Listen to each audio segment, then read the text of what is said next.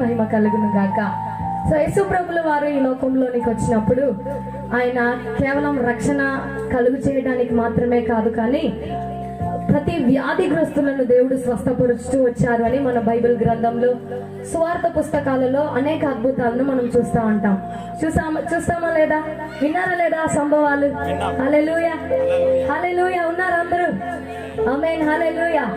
యేసు ప్రభుల వారు వ్యాధితో పడి ఉన్నటువంటి వారందరినీ కూడా దేవుడు స్వస్థపరుస్తూ వారికి విడుదలనిస్తూ వచ్చారు. ఆ స్వస్థపరిచినటువంటి ఒక్క సంభవం ఇప్పుడు JBM చిల్డ్రన్స్ వారు వేయబోతూ ఉన్నారు. అది ఏం సంభవం అంటే యోహాను సువార్త 5వ అధ్యాయంలో రాయబడినటువంటి బెతెస్దా కోనేటి దగ్గర ఒక వ్యాధిగ్రస్తుడు పడి ఉన్నాడు. ఆ వ్యక్తిని దేవుడు ఎలా స్వస్థపరిచాడు అన్న సంభవాన్ని మనం స్క్రిప్చర్ ద్వారా చదువుతాం. అయితే ఇప్పుడు దేవుడు ఎలాగో స్వస్థపరిచాడు అని మనం ఇప్పుడు ప్రాక్టికల్ గా విత్ స్కిట్ రూపంలో చూడబోతున్నాం. కాబట్టి చప్పట్లతో వారిని ఆహ్వానించుదాం.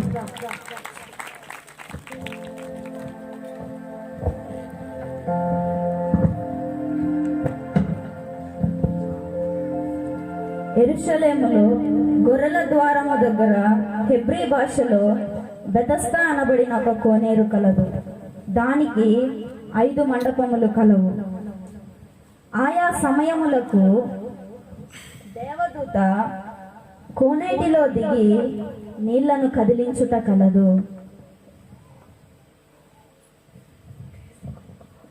ఆ నీరు కదిలింపబడిన పిమ్మట మొదట ఎవడు దిగును వాడు ఎట్టి వ్యాధి గలవాడైనను బాగుపడును గనుక ఆ మండపములలో రోగులను,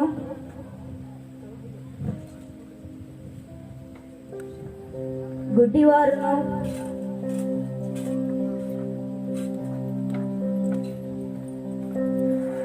కుంటివారును,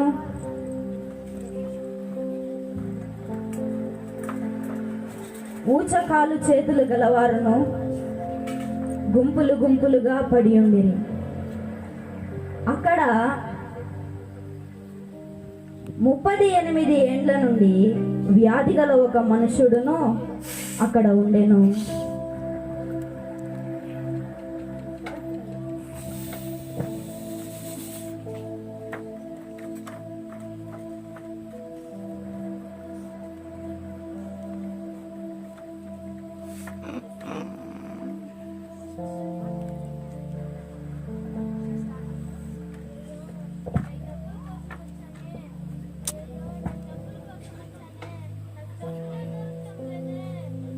Black.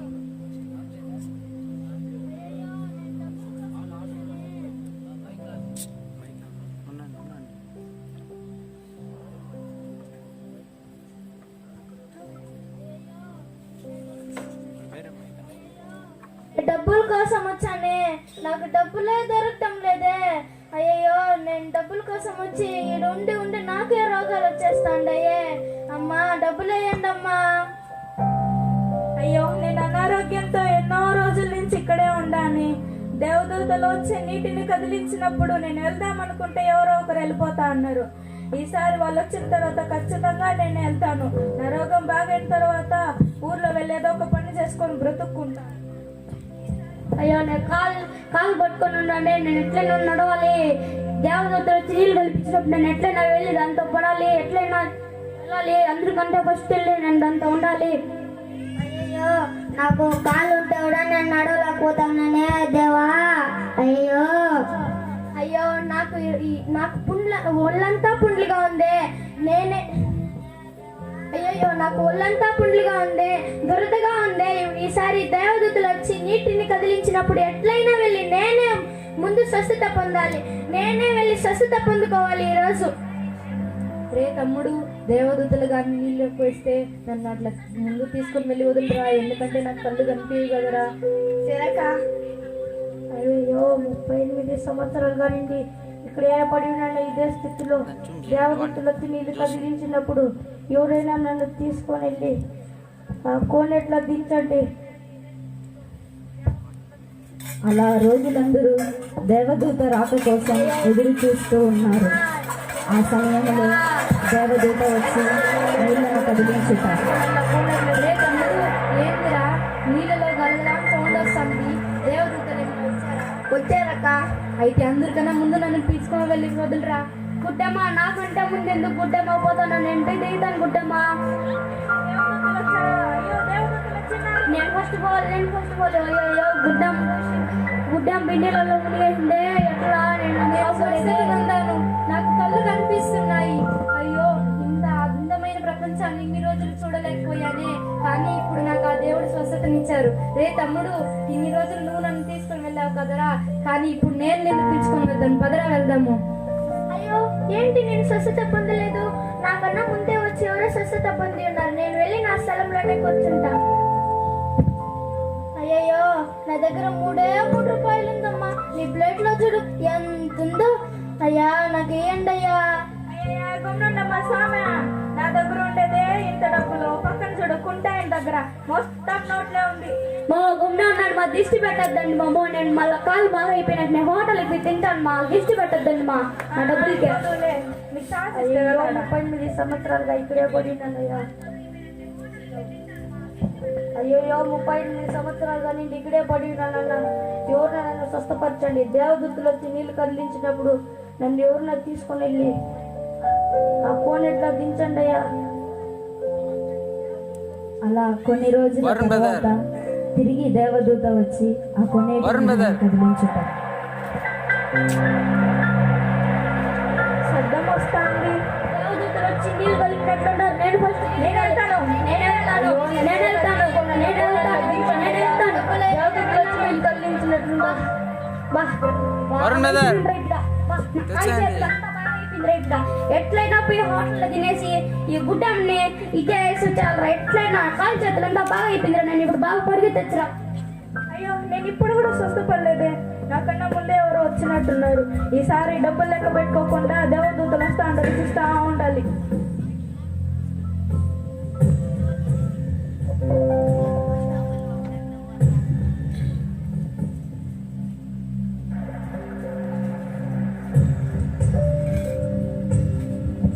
అక్కడ 38 ఏండ్ల నుండి వ్యాధి గల ఒక మనుష్యుని యేసు వాడు పడి ఉండుట చూచి అప్పటికి బహుకాలము నుండి ఆ స్థితిలో ఉన్నాడని ఎరిగి అతనితో ఇలా చెప్పాను.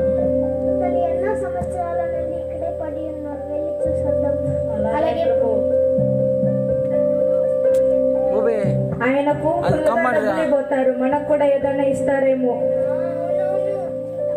చూద్దాం ఉండండి. నీవు స్వస్థపడుకోవచ్చున్నావా? 38 సంవత్సరాలు కలిగింది, ఇదే స్థితిలో ఇక్కడే నడవకుండా పడి ఉంటాను, నన్ను ఎవరు స్వస్థపరచలేదు. దేవదత్తులు వచ్చి నీళ్లు కందించినప్పుడు ఆ కోనెట్లో నన్ను తీసుకొని వెళ్ళి దించుటకు ఎవరు లేరు. ఇలా ఎంతో మంది చెప్పి నన్ను మోసం చేసి ఉన్నారు. నీరు చెప్పినందుకు మాత్రాన నువ్వేమన్నా స్వస్థపరచబోతావా? తీసుకొని వెళ్ళి ఆ కోనెట్లో దించబోతావా? నజరేయుడైన యేసు నామములో నిప్పలు పెట్టుకొని లేచి నడుము. నేను నిలబడగలుగుతున్నానే, నా కాళ్ళంతా బాగైపోయినాయి, నా చేతులంతా బాగైపోయినాయి, లింగి వచ్చేసి నాకే ఆశ్చర్యం ఉంది. ఏ లింగి పట్టుకోరా. ఈ సంవత్సరాలుగా అక్కడే పడి ఉన్నాడు, ఎవరు నన్ను స్వస్థపరచలేదు. అక్కడే పడి ఉంటే అక్కడే పడి నన్ను నడవలేక ఒకే మాటతో నన్ను స్వస్థపరిచాడే. నేను నిలబడుతున్నానంటే నాకే ఆశ్చర్యం ఉంది. చూడండి, నా చేతిలో నా కాళ్ళు ఉన్నాయి, నేను నిలబడగలుగుతున్నాను, నేను నడవగలుగుతున్నాను. ఎక్కడే పడి ఉన్నాను 38 సంవత్సరాలుగా, నన్ను ఎవరు స్వస్థపరచలేదు. కానీ నన్ను స్వస్థపరిచినారు. నా కాళ్ళు బాగున్నాయి, నా చేతులు బాగున్నాయి, ఇప్పుడు నేను నడవగలుగుతున్నాను. నేను ఇప్పుడు దేవాలయం వెళ్తాను.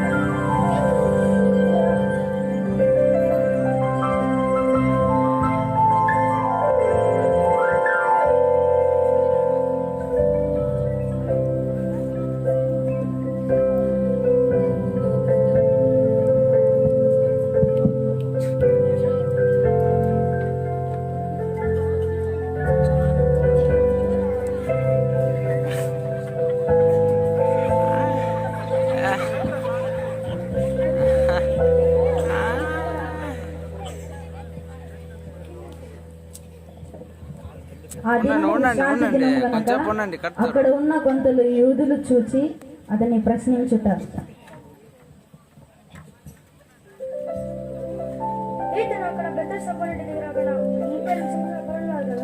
అతడు కాళ్ళు చేతులు పడి ఆడ కోనేటి దగ్గర పైన ఉన్నాడు కదా.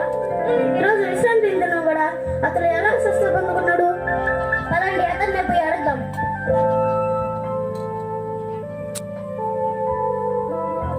ఈరోజు విశ్రాంతి తినవు కదా, నువ్వు ఎలా స్వస్థ పొందింది? నేను 35 సంవత్సరాలుగా నేను అక్కడే పడి ఉన్నాను, కానీ ఒకరు నన్ను స్వస్థపరిచినారు. నేను ఇప్పుడు నడుస్తున్నాను.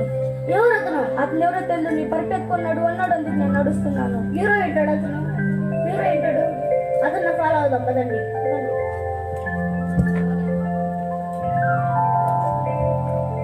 అటు తర్వాత 38 సంవత్సరాల నుండి వ్యాధి గల మనుషుడు స్వస్థతను పొందుకొని అతడు దేవాలయమునకు వెళ్ళుట.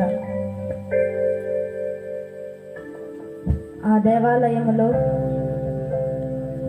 యేసు ప్రభు అక్కడ ఆ స్వస్థపడిన వ్యక్తిని చూచి ఇలా చెప్పాను, నేను ఇప్పుడు దేవాలయం వెళ్దాం.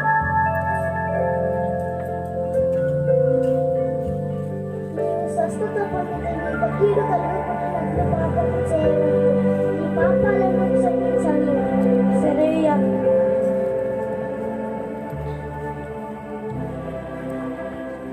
పాపం చేయొద్దని చెప్పింది నజరేయుడైన యేసే కదా.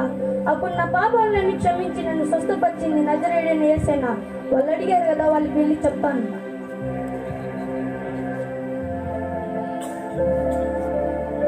నేను స్వస్థపరిచింది ఎవరైనా చెప్పినారు కదా. నన్ను స్వస్థపరిచింది నా పాపం క్షమించింది నజరేయుడైన యేసు. ఏంటి యేసా? యేసా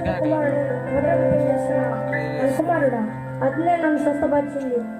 ఒంటరికి పెంచిన వారు కుమారుడా? అతనే నన్ను స్వస్థపరిచింది. ఇది ఎలా సత్యమైనది? ఎలా సత్యం? నాకు తెలుసు. నీ పరిపెత్తుకున్నాడు అన్నాడు, అందుకు నేను వచ్చాను.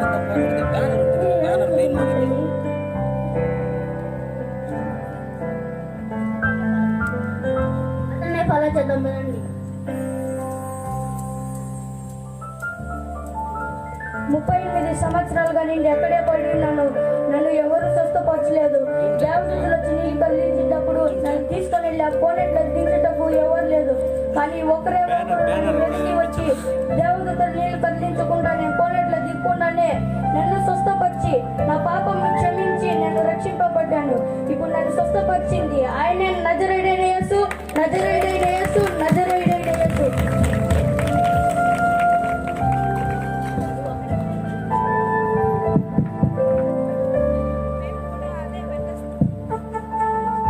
మేము కూడా అదే బెతస్తా కోనేరు దగ్గరే పడి ఉన్నాము.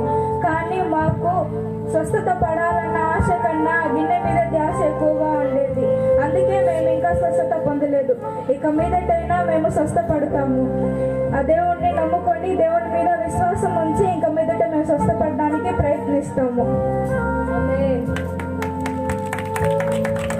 చప్పట్లు సరిపోవండి. దేవునికే మహిమ, దేవునికే మహిమ. హల్లెలూయా. 38 సంవత్సరాల నుండి వ్యాధి పడిన వ్యక్తిని స్వస్థపరిచింది ఎవరంట? వినిపించలేదు. ఎవరు? ఎవరండి? వెనుకున్న వాళ్ళు. ఎస్, నజరేయుడైన యేసు. హల్లెలూయా. ఈ కూటమిలో ఒకవేళ నన్ను స్వస్థపరచడానికి ఎవరు లేదే, నా రోగాన్ని బాగు చేయడానికి ఏ వైద్యుడి వల్ల కావటం లేదే, నా పాపపు వ్యసనాలను మార్చడానికి, నా చెడు అలవాట్లను మార్చడానికి ఎవరి వల్ల సాధ్యపడటం లేదే, నన్ను ఎవరు పట్టించుకోవటం లేదే, నా స్థితి ఇంతేనా, నేను ఇలాగే ఉండాలా అని ఒకవేళ నీలో నేను మదన పడుతూ 38 సంవత్సరాలు అతను ఎలాగైతే వ్యాధినప్పుడు ఏ స్థలంలో ఉన్నాడు అలాంటి స్థలంలో అలాంటి సిచ్యువేషన్ లో ఒకవేళ కూడి ఉన్న వాళ్ళు మీరు ఉన్నట్లయితే ఆనాడు 38 సంవత్సరాల వ్యాధి కలిగిన అతనిని వెదకి నజరేయుడైన యేసు వచ్చాడు. నిన్ను వెదకి కూడా నా యేసే 2024 సంవత్సరాలకు రావడానికి ముందే నిన్ను వెదకి వచ్చేసాడు. ఈ కూటమిలో కూడా ఆయన నిన్ను వెదకి వచ్చినాడు నిన్ను విడిపించడానికి. హల్లెలూయా, హల్లెలూయా, హల్లెలూయా. అదే దేవుడు, అదే నజరేయుడైన యేసు మిమ్మల్ని రక్షించడానికి, మిమ్మల్ని విడిపించడానికి శక్తిమంతుడుగా ఉన్నాడు. అందుకే రక్షణకు, స్వస్థతకు మూలం క్రీస్తే. ఆ వ్యక్తి రక్షింపబడడానికి, స్వస్థతను పొందుకోవడానికి, అతని పాపాలు క్షమింపబడడానికి యేసు క్రీస్తుకు సాధ్యమైంది. హల్లెలూయా. ఆయనకు మాత్రమే సాధ్యం కాబట్టి ఆయనకు అసాధ్యమైనది ఏదియో లేదు. ఆయన నామములోనే గొప్ప రక్షణ, గొప్ప స్వస్థత అని పిల్లలు ఎంతో చక్కగా వాటిని మీ ముందు ప్రదర్శించారు. హల్లెలూయా. అర్థమైందా మీకు అందరికి? సో పిల్లల కొరకు ప్రార్థన చేయండి. సో ఇందులో మాకు పాలి భాగస్తులుగా అన్నిట్లో సపోర్టివ్ గా ఉన్నటువంటి వారందరి కొరకు కూడా మీరు ప్రార్థన చేయండి. ఈ స్కిట్ని చూసిన మీ అందరి జీవితంలో ఒక ఆశీర్వాదకరంగాను, ప్రయోజనకరంగాను, నిరీక్షణ కలిగించే విధంగాను ఉంటుందని ఆశపడుతూ ఉన్నాను. మరొకసారి గట్టిగా చప్పట్లతో